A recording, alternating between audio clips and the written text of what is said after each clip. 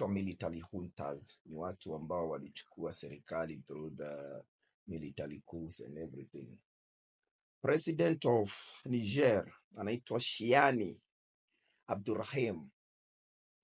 President of Mali Assimi Goita. And Assimi Goita is also the can you call him chairman of the Alliance of the Sahel States, inaitwa AES.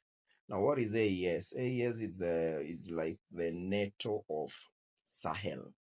So the story goes venye wasee walichukua nini Nakuu, walichukua uongozi Nakuu, not so many people supported them, including our African brothers.